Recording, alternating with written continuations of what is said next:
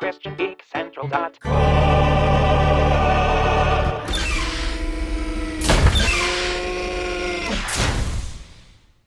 Hey guys, Peter Franson here from christiangeekcentral.com with your Quarantine Escape Hatch.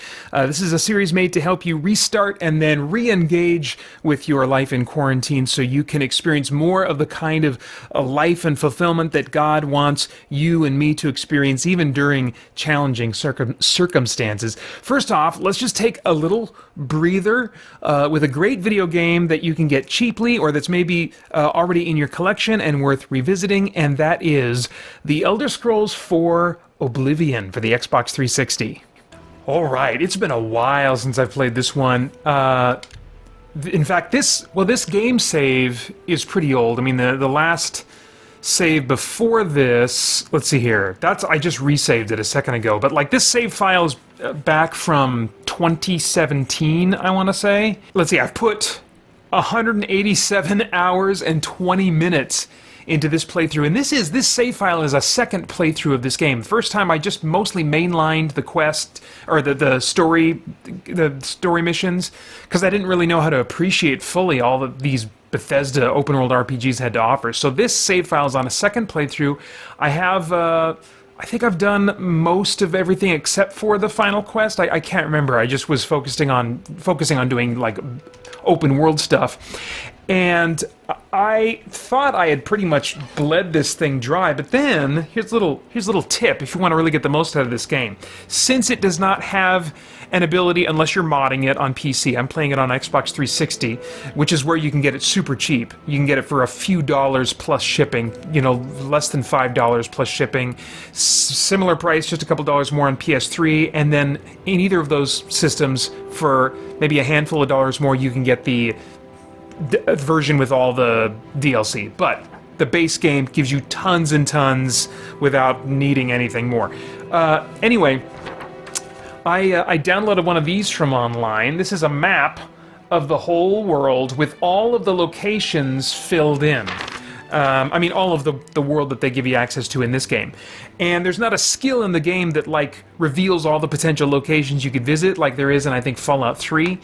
They didn't offer a skill like that in this game. So I got me one of these, printed it out, and now with a pencil, I'm marking all the places that I have explored so I can get that satisfying feeling for my personality type of checking those boxes and know that I have seen all this game has to see. I have traveled and explored all the nooks and crannies that this world has to explore. And so right now, with the help of my handy dandy map, I just discovered a new location. It's some kind of cave that I've never been to before. And let's see, the build that I have right now is kind of like a mage type dude. That's how I've played in most of the game, but later on in the game, I started doing more like, is that a chest over there? It is. I started doing more like assassin archery type stuff. I hate the lockpicking thing in this, so I just do auto attempts until this bad boy opens up for me. It helps that I did the quest where you get the special lockpick that doesn't ever break. Nope, nothing there that I want. Alright, back to this cave. I don't have like a ton of... Oops, I don't have a ton of arrows. But I do have... Let's see, I got some pretty decent spells equipped here. Oh, that must be my damage, health, poison. And gold brand, I'm going to try and avoid using my melee weapon. What's this? Shadow shape. Oh, that's the thing that allows me to be invisible. Nice. Okay. So now we're ready. Now, admittedly, magic is not as fun in this game as it became in Skyrim, but just having the open world available to explore, I think that the crafting and like the potions and poison stuff is very satisfying still in this game. And if you've been away from it for a while, which chances are you have been, I think it takes a while before you get back, at least for me, before you get back into it and, notice some of the similarities in dungeons and stuff like that. I think that there's just a lot to enjoy coming back to this game after a while, which is why this isn't... Ooh, oh dang, it's one of those nasty higher level things. I started seeing those in the other world. What do you call it? Whatever, she's gonna die. Because I cannot abide that abomination. Oh man, nice, one hit. Okay, so... Oops, crap. I should have canceled that arrow. Can I recover it somehow? Did it fall somewhere? No, okay. Creepy spider lady. But she gets me some good ingredients there. Can I learn anything from eating bits of herself?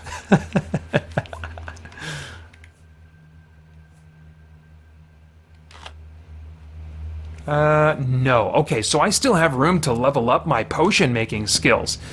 Yeah, baby. Oh, yeah. No wonder. No wonder. I'd learned about as much as I could, I think, as like the mage dude wanting to be the mage man. That coming back to this, you know, if you just change what track you're on, you don't even have to restart your game. You can just pick up your old save. There's probably still plenty of places you haven't explored yet. And just like put away all your awesome armor or gear or whatever for whatever kind of class you were mainlining and just take up a different class hobby in this game. And there's a lot of room to grow and improve and experience the satisfaction of that process. Oh, what? Oh! There you go. Oh man, I've got an awesome bow. Oh my gosh. I think I'm a little bit overpowered right now. I've got I need to find some weaker arrows because all I have are specialty arrows, and I need to just get some iron arrows. But I'm not going to visit the shop right now. That's boring. You don't want to watch that. Yeah, nice, nice. Okay, doing good on my weight restrictions. Let's see. What do we got here? Nice. Okay. Good. Soul gems would be good. That's the other thing I've kind of taken up is like pursuing enchanting stuff, which I can't remember if the systems are. I don't think they're as deep or flexible in this game. Oh, oops! He's gonna see me. Oh, I'm wasting all my arrows. Oh my gosh. Let's try this again. Oh, nice. Okay. Now I gotta deal with this guy. What is that even? Oh, jeez. Whoa.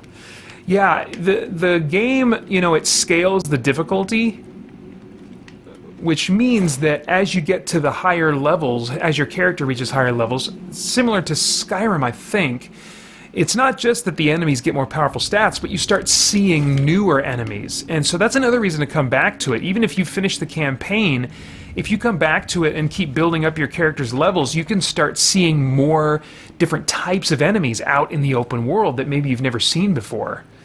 What do we got here? I'm gonna want that for some kind of reason. It's heavy though. Oh dang, I'm already gonna be encumbered now. But that's what this spell is for. Ta-da! Very nice. What do we got here? Well, I'm not going to pick up everything. Staff of the Mundane. Dispel 35 points and 50... Drain... Yeah, well, it's got a really great gold value for its weight. Amulet of Luck. Also, similar principle. Oh, man. I'm feeling this game all over again. Okay, what else we got here? I kind of want to, like, go back to my hideout and start mixing potions, but that doesn't make for very good video. Ooh. Oh, I hear something snarling over there. It's one of those oh, there's another dude too. Daedroth, and what's this guy? This guy's oh!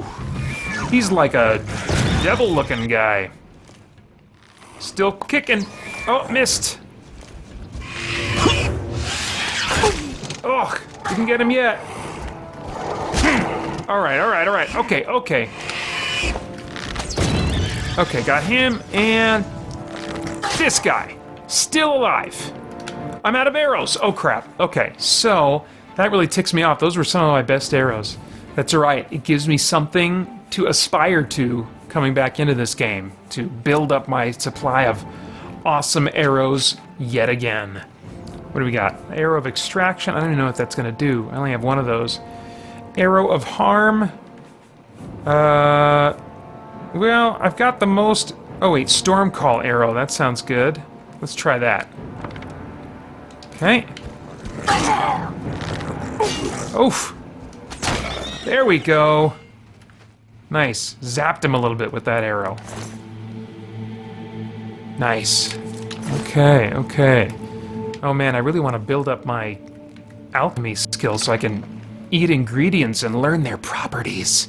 Man, I still remember, this is something that I usually recommend for the Summer of Free, which we celebrate every year at christiangeekcentral.com, which has some overlap in its spirit to the Quarantine Escape Hatch series. But one of the things that I recommend doing if you want to get jazzed about games you already have again is go watch content about them on YouTube. And there's a pretty cool video about the making of Oblivion that you can find. I can't remember what it's called, but just, do some creative YouTube searching and you'll find it. And then also the E3 presentation for this game when it was first being, announced and released. Those are fun to watch too. Those are totally designed to get you hyped. Really? Really? Okay, so here's what we're gonna do. Let's try Blazing Spear. Boom! Yeah! Nice. Alright, so I'm falling back on my magic a little bit. But sometimes you gotta do what you gotta do. Hey. Burn! Ooh, didn't quite take him out. Boom! Oh, man. It's getting some good hits in. I'm not happy with that. Where's my potion button? Oh, you know what? I'll just do heal major wounds. And again. Oh, someone's coming. Do you hear that? I hear clumping. Let's do one more heal. And then we'll get our Blazing Spear spell ready. I'll take his teeth, sure.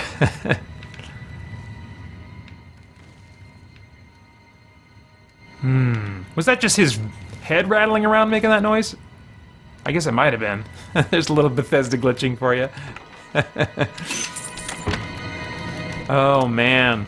My son, my oldest son, Asher, has been playing this game for the first time. I introduced it to him months ago, and he's only allowed to play it when I'm sitting with him, just in case there's any content that I want to kind of oversee while he's experiencing it. It is a little bit of a violent game, but I think the graphics are pretty plain, and so it's not as gruesome as it could be. But anyway, we might be competing now for time to play this game.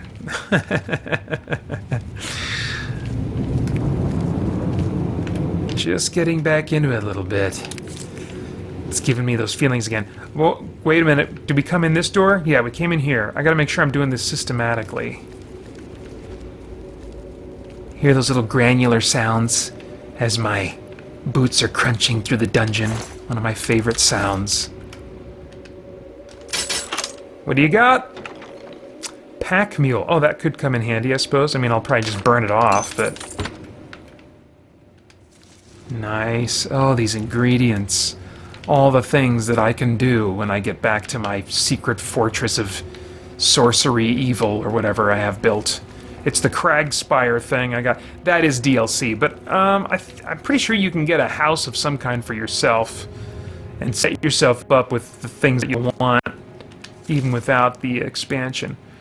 Brittle rock lower passages. Hold the phone. Oops, not that phone. Hold this phone. Brittle rock. That's the cave that I entered. Okay, good. Okay, I was like, is this connecting to another place that I've been to before? No. Yeah. Love finding a nice, deep, expansive dungeon I haven't been to already. Ooh, boy! Die faster. Boom! Look at that. Look at him fly apart like that. That still feels good.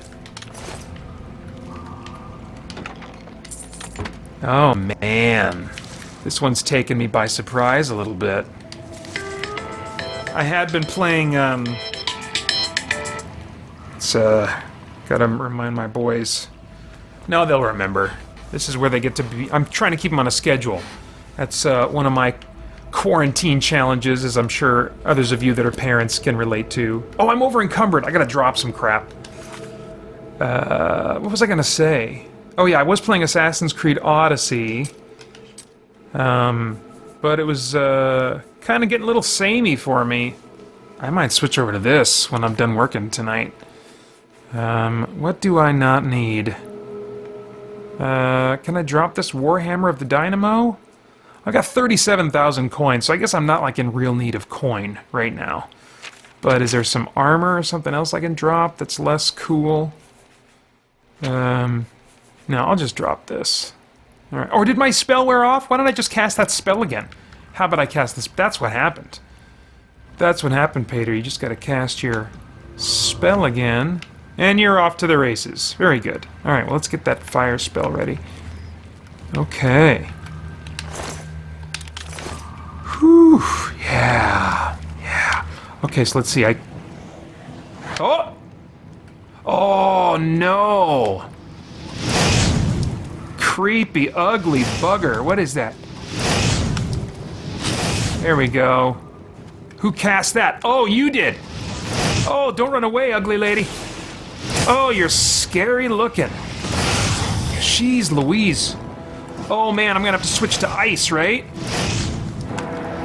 Oh wait, maybe not to kill this guy. Oh, I don't have enough magicka! Did I get some back? Jeez. Wizard battle! Almost got him. There we go. Did you make that thing? Okay, good. That's what I was gambling. I didn't see for sure. Oh. I hear snarling. And the music is still jump, jump, bum, bum, bum, bum. So, may not be over yet.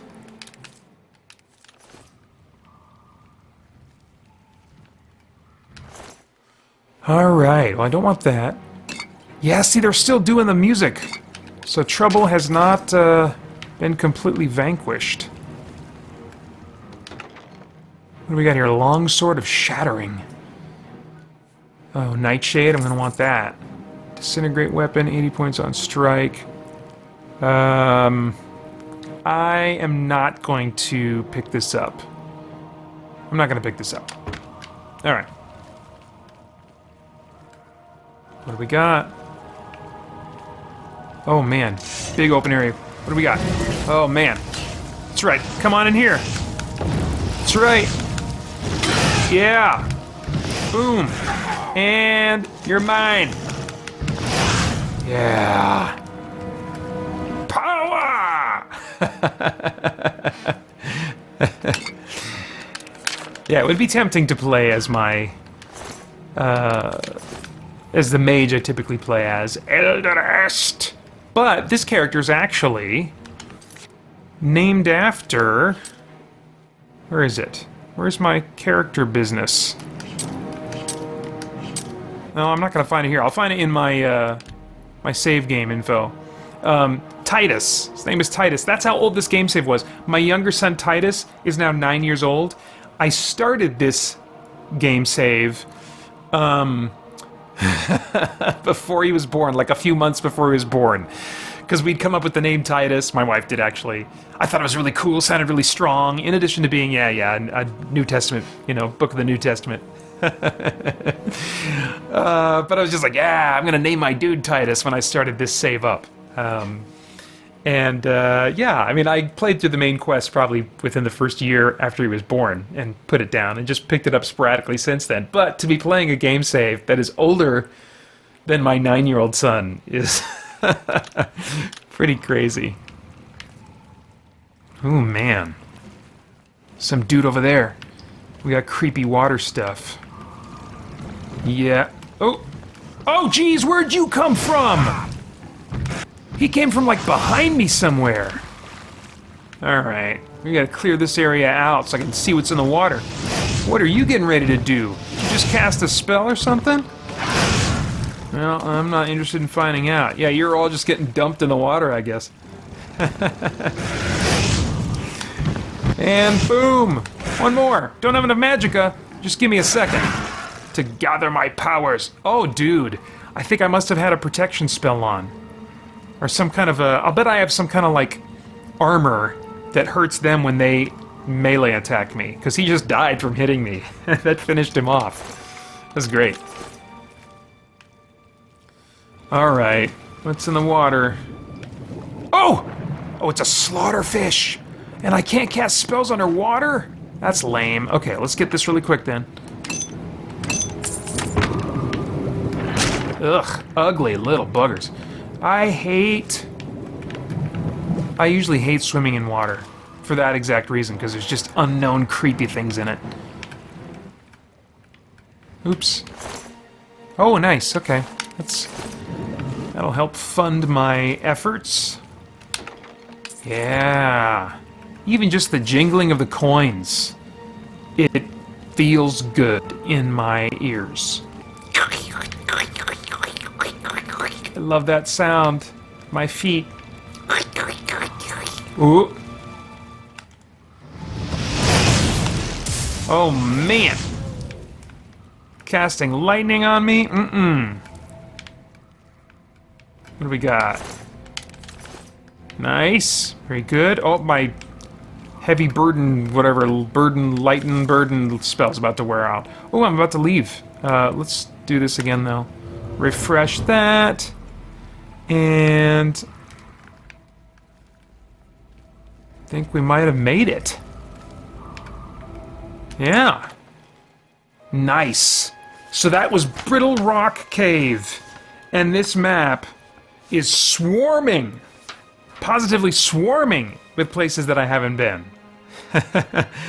Oh man, I think tonight I'm gonna fire this up. I'm gonna go back to my hideout, and I'm gonna reacquaint myself with some of the rules of some of the systems of alchemy and establish some goals for myself. That's what I love to do in these big open world games, is just kind of like find a goal and then go chase that goal. Make yourself into this. Make this happen in the world. Make people think this about you, or change this about the world. I mean, there's so many, when a game like Bethesda games have so many systems in play that react to your choices, both in terms of how you build your character and what choices you make in the world, there is so much replay value to be found, even for a game like this that you probably already own or you can get for just a few bucks. So I hope you enjoyed that. But for now, that's enough for a little break in the day. It's so easy for me to stay fixated on things that are bothering me, and so it's worthwhile for me to have some verses that I can go to in the Bible that will sort of correct my thinking, remind me of truths that in those moments I need to remember. One useful passage is Romans 8:28 through 32, which comes right after the verses we looked at last time. And in the ESV that reads, "And we know that for those who love God, all things work together for good, for those who are called according to his purpose. For those whom he foreknew, he also predestined to be conformed to the image of his Son, in order that he might be the firstborn among many brothers. And those whom he predestined, he also called. And those whom he called, he also justified. And those whom he justified, he also glorified. What then shall we say to these things? If God is for us, who can be against us? He who did not spare his own Son, but gave him up for us all, how will he not also with him graciously give us all things?" Even in our frustrating or fearful circumstances or our suffering, God is working a purpose that is going to be revealed when we are in our glorified bodies in his eternal kingdom. Until that day, we're being shaped to gradually become more and more like Jesus until that work in a moment is completed in our new bodies. And Jesus suffered as a crucial part of God's amazing purposes. No one could see at the time what that purpose was, and so his suffering at the time seemed pointless, but it was part of this amazing thing that God was doing that was more than worth what Jesus went through. And what we suffer likewise in this life cannot thwart the amazing purposes that God is working through us, even in our anxiety, our fear, and even our suffering. Now, I know that that sounds really easy for me to say. And even as I hear myself say that, I'm like, okay, Peter, do you really believe that? It's really easy to just say that when you're making a video, but do you really believe that? You know, and most days, it's hard for me to remember that reality, and to the point where it actually shapes how I think and feel about my circumstances. I don't want to think about the idea that I'm going to suffer and eventually die. But as I've been meditating on those realities more and more lately, I'm convinced that the answer is in training my mind not to ignore the truth of suffering and death and those realities, but to train my mind to focus far more on the truth that sits just beyond suffering and death, learning how to develop trust in those realities so that they have a real effect on what I'm thinking about every day right now. And that is a process. That's not, learning to trust. There's a whole, that's going to be different for every person, and what things they're going to need. There's some psychology involved in that. And so whatever we need to do, whether it's resources or people that are just trained and know more than we do, we can take advantage of those things, all as part of this process of realizing a truth that's much bigger than our circumstances, and that can actually have an effect on how we feel about our circumstances if we really embrace it and meditate on it as truth and let it shape our minds. So that's something that's a journey that I've been on, and I'm already sensing the benefits of where that journey is going to take me. So I hope that you will go on a similar journey of exploration as you and I each continue navigating our different circumstances. Now, one more thing before I go. In stressful times, it's so easy, I think, for us geeks to retreat into our minds and try to escape reality with entertainment or other things. One problem, though, is that when we try to escape from this life, it becomes all about us and our needs, and we cut ourselves off from having those intentional relational experiences that God made us to have with other real people. So I want to invite you to do one thing right now, to just briefly connect with someone else before you head into the rest of your day. I'm going to offer a different suggestion on each episode of this series. This time I want to suggest that we each thank someone for something. So take a minute and think about something that someone has done for you that cost them something. Maybe it just cost them almost nothing. Maybe it cost them a lot. But think about someone that did something for you that must have cost them something. And then go see them if they're accessible right now, and or send them a text and just say a simple thank you for whatever that was. Tell them that, I appreciate that you did that, or just say that that was thoughtful of you. Thank you. Just a simple thank you, and that will help you and me get out of our own negativity, at least for a little bit.